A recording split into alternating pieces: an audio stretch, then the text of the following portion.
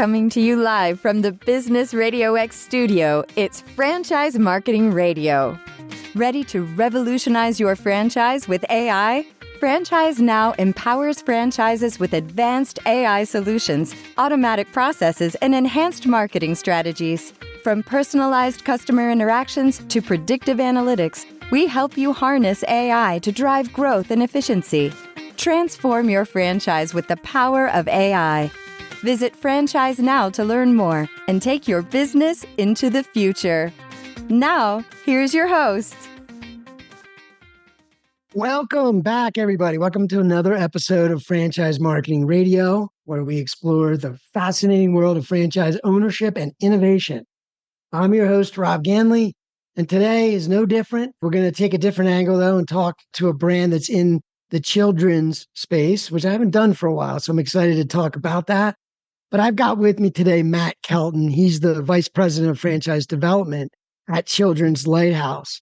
They're a company dedicated to providing safe, nurturing, and an educational environment for young children, our kids, your kids. I'm a parent, so I really, really appreciate the work they do. Matt, it's great having you to the show. Welcome. Oh, thanks for having me. Excited to be here. You bet. I appreciate you. So tell me a little bit. I'd like to unpack your background a little bit and to let the guests know or the audience know a little bit more about you and how you wound up with the brand. Tell us your story and tell us a little bit about the brand then after that. Sure.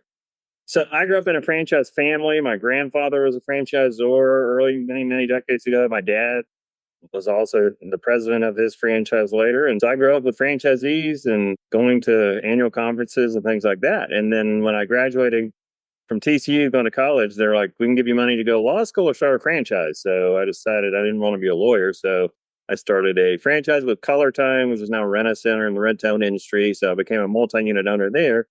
I didn't want to do that forever. And so was in corporate America for several years and got back into franchising as president of a franchise called Computer Renaissance. They're part of Play It Again Sports, Windmark, that whole buy, sell, trade, and did that for 5 years. And then got connected with a group called Show Homes. They are the largest home staging network in the country. And so was there for 17 years in the home services space, which was really great. And then that sold to a venture group out of Florida. And I decided I want to do something different as, I was their COO for 17 years. And so I was in Fort Worth, wanted to work with someone local. And I had known the guys at Children's Lighthouse. And so they had a spot open. Their chief development officer was retiring after 14 years and sat down with them and just really clicked right away. And I saw the potential for the brand. Been here since March and drinking from the fire hydrant, but it's been exciting. And so it's an incredible business and it's growing very quickly. So it's definitely a interesting place to be, and it's been great so far. Yeah, well, you have it in your blood, I guess, right? It's a great story. You started there, but you've got really amazing background. So tell me a little bit about 17 years as a COO. What do you bring from that role to this one, and how does that kind of affect your sort of vision moving forward? What are some of your priorities here? Right. So we were a smaller company. We had at our max maybe 78 locations in that range, and so with a small company, wear a lot of hats. And so I was in charge of franchise development as well as operation and really running the day to day. And so, at the end of the day, you need happy franchisees to validate for you to grow. And they're happy when they're making money. So unit level economics are key. How can you help them ramp up as quickly as possible? How can you drive EBITDA numbers? And how can you help them at a certain point sell and have an exit strategy? And so understanding those pieces, understanding how the business model works, what are your key profit indicators, your KPIs that you target, and how are you going to drive that revenue from the marketing perspective, customer satisfaction, the importance of that, digital marketing. So I was able to learn a lot from Children's Lighthouse or from Show Homes that translated into this piece. And so it's a different model, but at the end of the day, you're taking care of customers. You have a problem, you have a solution for it, and you're helping franchisees grow, profitable businesses that, they can leave corporate America to be part of, and they can eventually sell and have a nice, hopefully, retirement and a legacy for their kids. Yeah. There's Well, there's I a lot of love, similarities. yeah, of course. Yeah, like, absolutely. And I appreciate that. The franchise or business model is very unique. So, you can boil it down to the idea that, we need our franchisees to be successful and things should trickle down from there, right? But if it's not, it is a problem. So it's interesting. I mean, that is true. And then the KPIs make it clear to everybody when you know what you're working with and what to focus on day in and day out. So that background in operations probably informs that quite a bit. Tell me a little bit about Children's Lighthouse though, because I know a guy like you with your background, I could have done a lot of things, almost anything really. It's like Right. related. But there was some about the conversation you had, and I knew that they're also known for their unique approach, to how they approach their model, what they're about. So tell me a little bit, what makes their approach to taking care of children different, and what was it that resonated? Because I feel like there was a connection there, and about Yeah, absolutely. And so, it started in 1997. Two brothers started the brand, and they had young kids and nephews, and they were looking for something that didn't exist at the time. Back then, childcare was babysitting, playtime, and they wanted an actual school that was state accredited, that had state of the art curriculum, that was safe, secure, and they could see that there was going to be big demand as the rise of dual income families was happening. So they opened the first one, it took off, and they got up to 9 locations, just one after another, because they kept getting demand. And they implemented, the curriculum was another piece. They started with an off the shelf piece, but they eventually brought in a curriculum department and have 3 specific curriculum for each age, and it goes from 6 weeks to 5 years old. And then we have an after care program as well. But we started franchising in around year 2000, and went from 9 corporate locations to now we have 100 schools open or in development. And so they've put together the staff, the team, the infrastructures, and they've invested in it. So it's a company with strong unit level economics. We are family owned. That's probably one of our biggest differentiators. We're on our second generations of the Brown family. Michael Brown, young 40-year-old guy, went to the University of Texas, and now he's leading the company. And his family wanted to create a legacy that they could pass on, and so that's his goal. He has no intention of selling private equity. Most of the players in this space are in that area. So, and nothing wrong against it, but they're driven by P&L is the reality. We are driven with our family culture, and just it's a different feel, and what we provide is different. We provide a lot more hand-holding operational support. As an example, we have 15 franchise coaches per school. Our competitors have 50 to 75. So there's a lot of pieces on that. But, we've never had one fail. We have a 0% SBA failure, which is kind of mind-boggling. In almost 30 years, they've never had, any kind of failure on the SBA. And so just, you don't see that. So the model works. The demand is incredible. These are larger format schools. They're around 220, 230 children capacity, around 10 classrooms. And so they average around $2 million a year gross. Our top guys are doing $3.5 million. And so these are, there's a big demand for it for sure. And we have a larger format, but we also have state-of-the-art classrooms, state-of-the-art security. We've got a lot of AI systems that we've rolled out this year. And it's been exciting. And so we've doubled our growth in the last 5 years, both in units as well as revenue. And we're probably going to double that in the next 5 years as well. So it's been quite the ride for sure.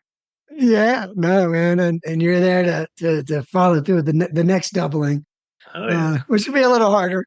Probably, but it's been crazy. Well, I'm just talking in generalities, but yeah, with your market, I see growth. That's just never ending. As you said, 2 income families. Yeah, that was looking at the end of the 90s. Yeah, that was really a thing. Like, was pretty common. It was starting to be more common. No one has time, but you want to be a great parent, right? And it's a tough quandary to be in. And if you do have to give it to someone like you guys, you want to know that it's the best thing for my kid. And the family, I just wanted to comment on the family comment. I think in the idea of second generation, they're already doing it and they're modeling, I think, what the franchisees love to see. And also to do what you do, to not be family oriented is, I'm not saying you can't do it well, but I'm just saying that it must help. It must translate in the culture, right, of how people treat each other and how they run the business. So I just think that's an interesting point. Like, that's rare. And you're right. And we have a lot of families who are involved. We just sold a franchise to a couple, and their daughter, who this is her first job, is working in one of our schools, and they want this to be a legacy for them. And so half our franchisees are international, from India and places like that. And, they came here for a better life for themselves, for their kids, and they want to give them a legacy and fund their retirement. And so that's what they see with this, because it's not just a business you're buying. It's a commercial real estate play, because you're buying the real estate, which is, the biggest, maker of millionaires in the world is real estate. And so over 20 years, you've got a great business, you got a great building, and you also have the real estate play. So that's the piece that I've not been involved with in the past that makes this really unique as well. I love it. I love it. So when you think about a franchisee, you just kind of framed a little bit about the kinds of people that you guys work with. What is it that you look for? You've been doing this a while. And now I know you're doing it for this brand, which is a little different. It's nuanced and stuff, but there are some key qualities, right, that you probably notice. Oh, yeah. Tell me a little bit about that. What is the ideal candidate look like? Well, first, it's a bigger investment. You're looking at, there's two ways to get into a children's lighthouse. There's a lease option where an investment group will buy the land, build the building. That's around $1 million, $1.2 million investment. That pays for your finish out, playgrounds, and your capital. So it's around $1.2 million. The franchise would need you can get 80% financing through the SBA for that. So you would need around $400,000 liquid.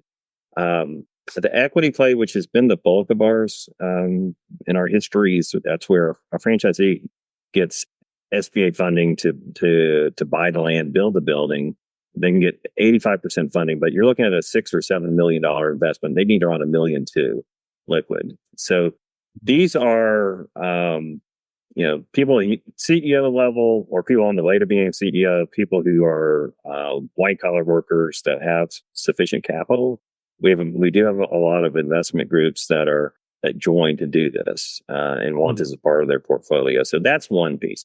But they need to have a love of children, love of education. That needs to be a driver for them. We do talk about a millionaire mindset versus a thousandaire mindset. This isn't just replacing income. So you're going to be managing a team that runs the schools. One of the things that makes this different is a director runs the day to day. So you'll have a director, you'll have an assistant director, but our owners spend maybe 20 hours a week in the first year in the schools. After that, 10 hours or less a week, which I've never seen in my years of franchising. And so it helps us as far as having multiple locations. But you also need to be able to delegate and lead a team. So that's another core fundamental that we look at. And then they need to, we have specific core values, and we want them to, line up with those as well. And, there's the basics of franchising. Are they coachable? Will they follow a system? And things like that. But, those are the core things that we look at for sure. Yeah, now that makes sense. And it is a big investment, but a big payoff. It's a big plan, and it's multifaceted, which is very attractive and scalable. Like, it is a model where you have multiple locations. It's a pretty big operation. Right. So it's for the person that's heading in that direction. But that's exciting to me. So let me just, and I also want to point out SBA for anyone that didn't pick up on that, is small business loans. So you were saying over this whole time, you've never had one failure with a loan. And that is pretty amazing. Like you said, 0% failure in a business startup. Yeah, yeah. It's a testament to franchising, but even more so to the brand. So tell me a little bit about marketing. I like to kind of, because for a lot of people, they think, yeah, I think we might have the capital. We love kids, but never really was in that building, from scratch mode, and wonder what it takes to fill a school. And so how do you approach the onboarding and the marketing aspect? What are some of the key pillars that need to be in place that first year? So it's first off, and most people aren't aware of this. It's a 2 to 3 year process from signing an agreement to finding the land, going through the whole process to get a school open. So it takes time. But towards the end of that period, we started marketing, and I will say it is the most hyper local business that I've been a part of. Almost 90% or more of our students, and parents live within 1.25 miles of a school. And so they're not driving 10 miles to go. So we want to be in like a master plan community in a neighborhood next to a school and things like that. And so that's one piece. But we do very targeted digital marketing is a core of what we do. We have a CRM system that targets parents specifically and has email components built into it. And so a lot of this is, as far as the marketing going, is getting the leads so that we can lead to tours. And touring the schools is really, it's a sales aspect that directors lead the prospective parents and get them to sign up.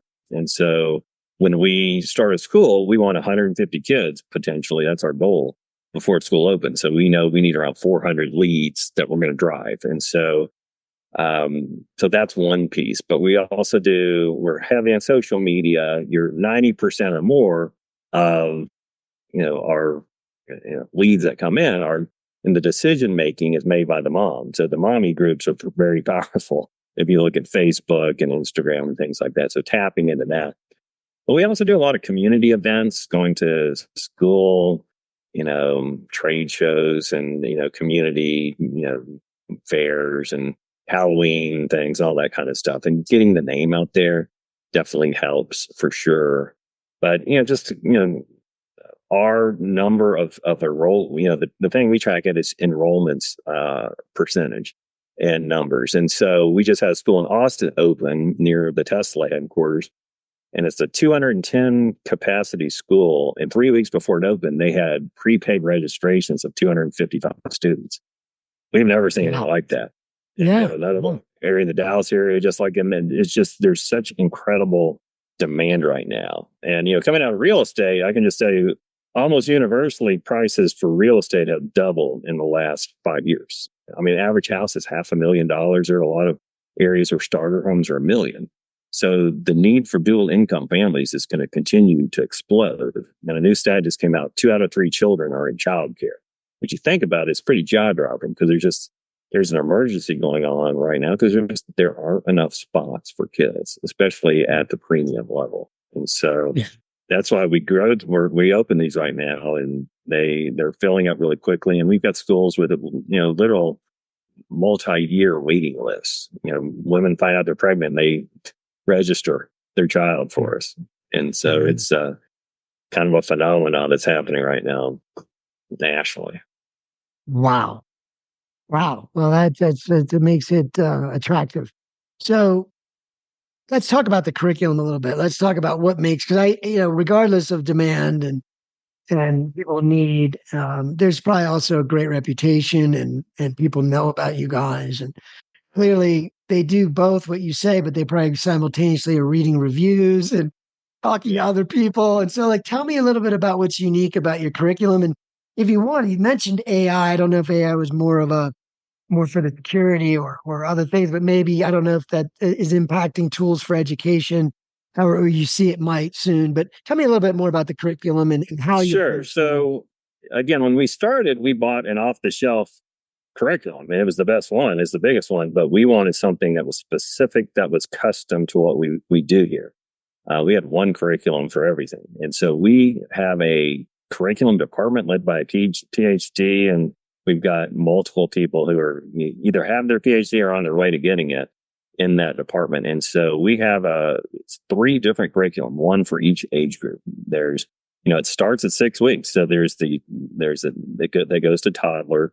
We have a complete preschool, and then we have an after school curriculum. So we have 3 different curriculum at the school, and we are recognized. Our curriculum is accredited by Cognia, the leading education group in the United States. Our director is on the board of Cognia, and so we really feel like it is, head and shoulders above the competition. It's got some Montessori, but it's beyond just play based. And we had a school in Dallas Fort Worth where the kids who just graduated preschool, 80% were placed in the gifted and talented programs. And so those are the kind of things parents are looking for, because it's not cheap, frankly, to go and do our program through the whole time. And so, one thing that really makes us different, because our competitors have decent curriculum. I'm biased. Ours is the best, but ours is also, we spend a lot of time on our character values. And so we're not just teaching about reading and writing and basics of curriculum, but we're teaching them about, kindness and patience and different virtues. We have new cartoon characters with plush toys that are all, character of the month that we're rolling out right now. So we want them to be good people, good citizens of the world. And so we spend a lot of time on that. We're also rolling out a program where we're teaching them about nutrition, teaching them it's scary to think about this, but there are kids going into kindergarten who are not potty trained. So we have a potty training curriculum now, believe it or not. And so those are different pieces that we do. And so we've had children who didn't know their ABCs who end up reading at level 2 and beyond before they go to kindergarten. We've had a kid who went through our entire program, then published a book at 13 years old, going through our system. And so those are things that really make franchisees feel good when they're making such an impact on kids today. And so that's a big piece. Now, as far as the artificial intelligence, that's more on the security, and it's kind of, it's interesting and scary in a sense, but it can do things. Just for example, like if a student somehow is left outside on a playground, it will notify the whole management team that happened. If a teacher leaves a classroom, there'll be a notification. If a gun is detected, it'll notify the police. If a different license plate that's not registered with us, it comes to, it will also register the authorities. So there's a lot of things like that. We've got a lot of technology. We've got 2 cameras in the live feeds that the parents can watch their children at all times. And so there's just every classroom has multiple tablets. And so just an example, mom drops her child off on a Monday. The child's crying. The mom leaves, driving to work. She's got tears in her eyes. So within 5 minutes, the kid's laughing. They can take a picture of the tablet, text the picture of the mom of their laughing child, so she feels good the rest of the day. So their child is with us, honestly, longer awake hours than at home. So we want to make sure that it's safe, secure, it's a second home, but they also have access to see the kids anytime as well.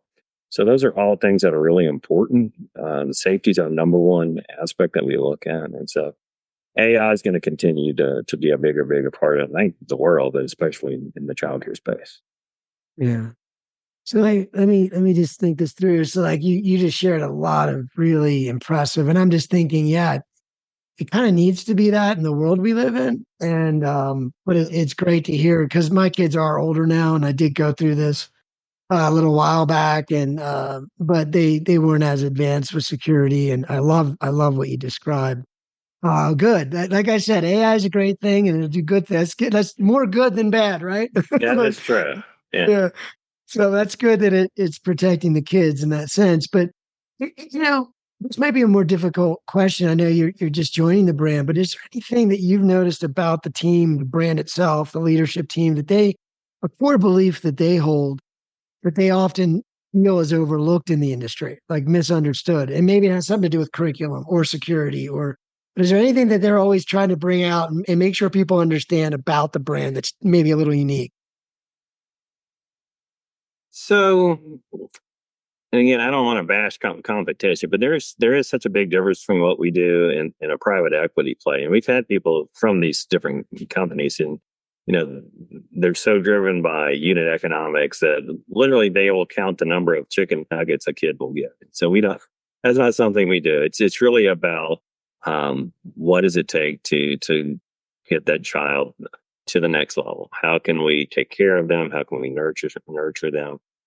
We talk a lot about bridges to the future. We're the bridge between school or home and school, but also from school to their future in the world. And so helping mold those children is something we're really we take seriously. The security is something we really take seriously. The character values we spend a lot of time on that aspect as well. And so, it's just there's a family vibe that you get here, a family feel. That was one of the things that really attracted me to the business. And it's our fees are less. I mean, that's a big that's when comparing ourselves again to just as example, we have a 0.5% national ad fund to pay for marketing tools and PR and things like that. We've got competitors that are 4% or 6%. So you're looking at 75, 85,000 more a year just in those fees right there. And we want those funds to go directly to our franchisees. So we've never raised fees to that kind of extent. And so we spend a lot of time on how can we help our franchisees drive profitability. We've rolled out a lot of systems like Profit Keeper to analyze their P&Ls and compare and benchmark against their other locations. And so driving EBITDA numbers and helping raise the value of the system. And as we grow, their investment will be more. And there's that saying about rising tides rise all boats and things like that. And so I think we're at 150 million. We'd love to be at $1 billion at a certain point, but I think those are all good things. But I think what won't change is our focus on our culture, taking care of the kids, the character values, and security. And so those are kind of the cornerstones of the brand, our brand promise that we have on all of our cards about helping kids leave happy, healthy lives with a love of education. And those are kind of the key pieces that we look at, for sure. Yeah, no doubt. Yeah, and you made a comment I think is really important. Like for those that don't fully understand, but I think that's really responsible what you were saying, because you said something about the national ad fund being at a certain level. And the first thing that triggered in my head was what you said earlier about, man, we're overbooking before we open. It's a make the local business. Like these folks are going to do pretty well with that sort of approach. So you have to balance what the priorities are and what makes the most impact. And I just feel like if you do just inflate that, and it's sort of an indirect benefit, but it's more challenging for them to give back to their community or their kids, or just zero in more. And I just think, why if you're in that environment where it's almost word of mouth, maybe some Google reviews, but it's like that's the kind of marketing that's going to really impact their operation. Not that brand marketing isn't important, but I felt like that made sense, and I just wanted to point out there's integrity in that because you answered consistently, and I think that's good to know. And again, that's one of the things that's we want our franchisees to spend 1% of revenue on their local marketing. It's going to be lower than a typical brick and mortar restaurant or retail play, and it is because we have such high scores with our customers. We use a thing called So Tell Us to get reviews of our franchisees and also get their feedback, and we post that to all of our social media channels, websites, and things like that. But you mentioned the word community, and that's what I really see with this piece as well. Starbucks years ago said that there was a home and work, and Starbucks was the community in between. And so when you go to these schools, you see the director knows the name of every child, but also they know, how was going to Destin for, the summer break. They know stuff about. So they don't just know their name, they know the kids. The parents know each other, the kids are friends. And so you create these communities, for sure. But we're also, just, you're not just selling a widget, you're making an impact on local communities that goes for long ways. And so that's the other thing that's really, beyond just a feel good. You can see it out in the schools and in the communities. So that's one of the key drivers for people who join us for sure. No doubt. Yeah.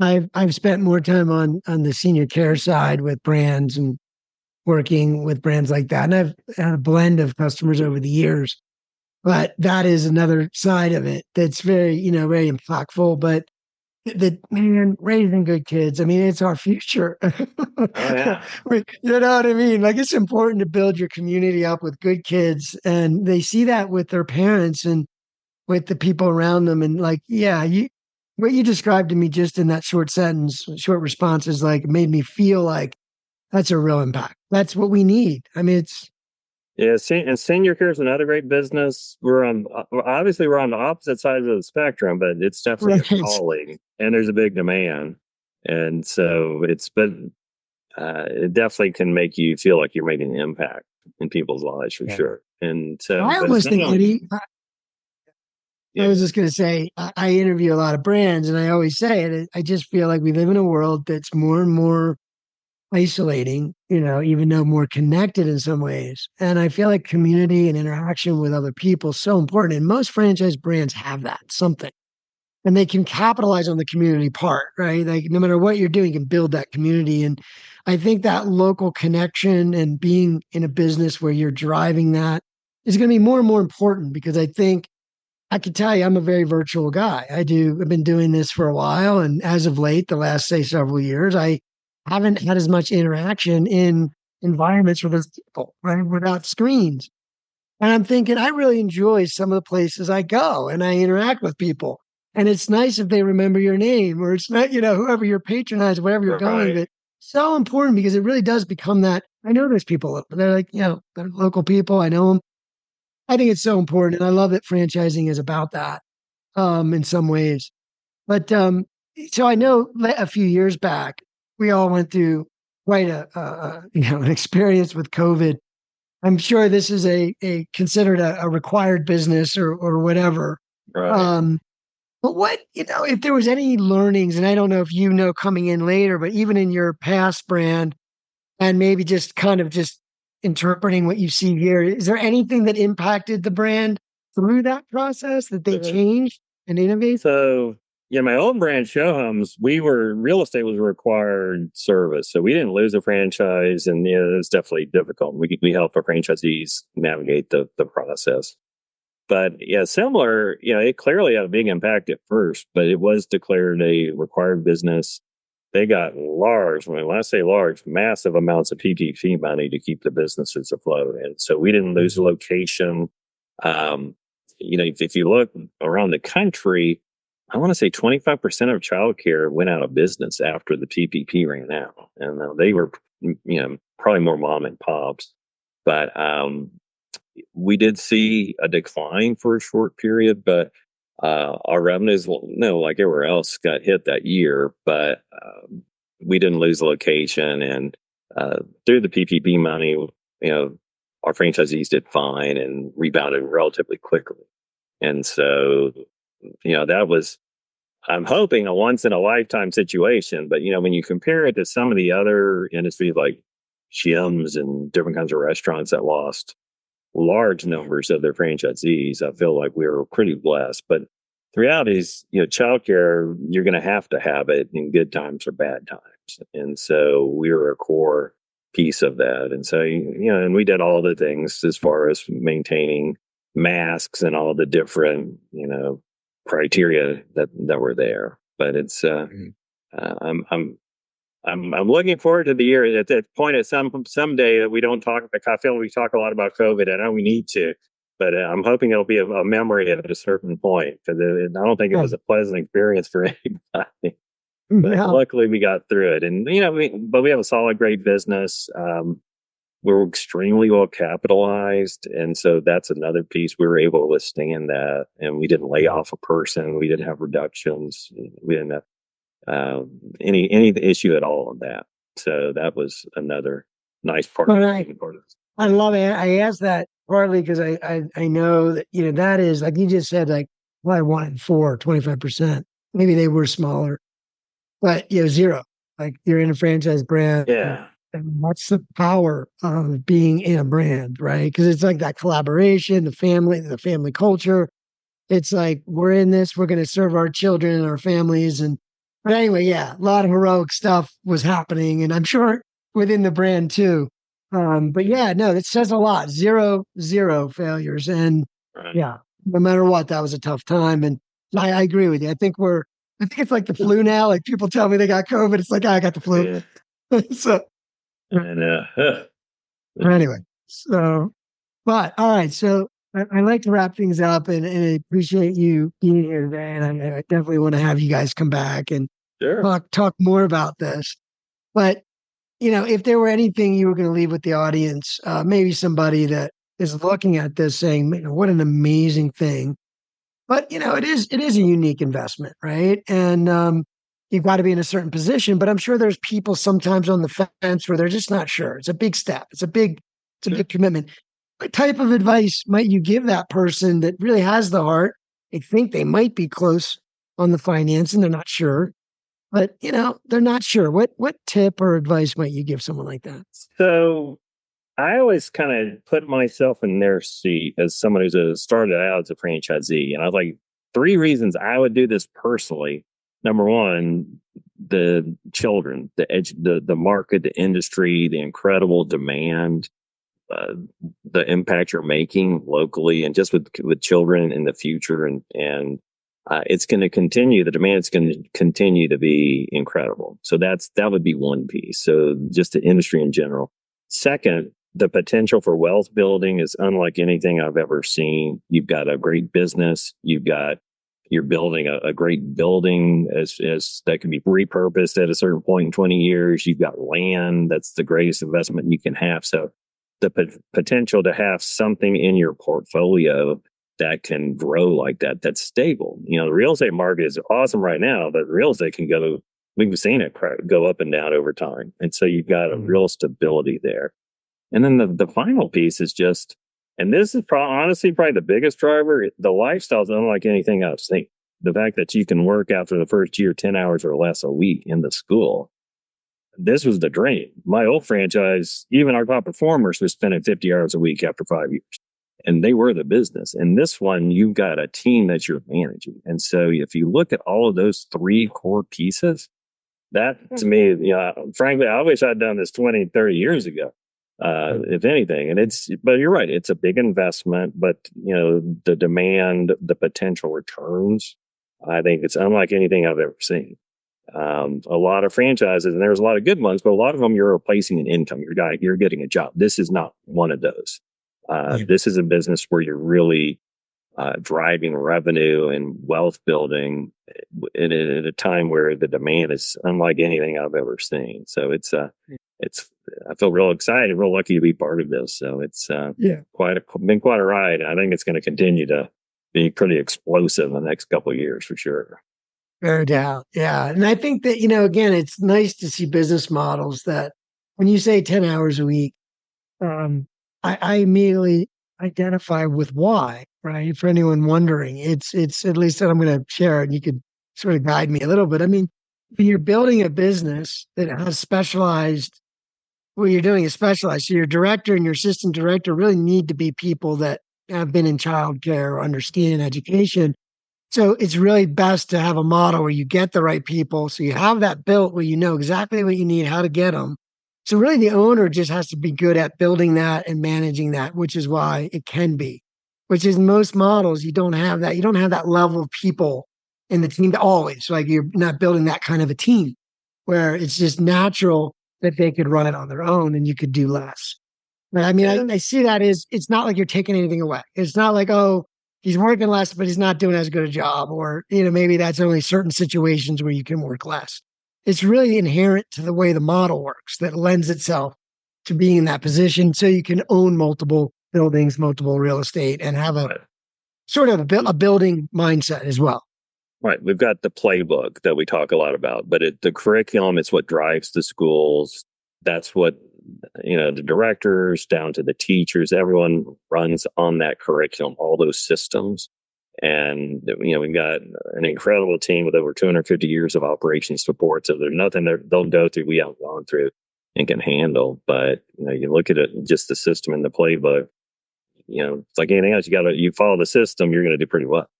And so it's a very unique model. And, if people want to learn more, I'd love to have a conversation with them.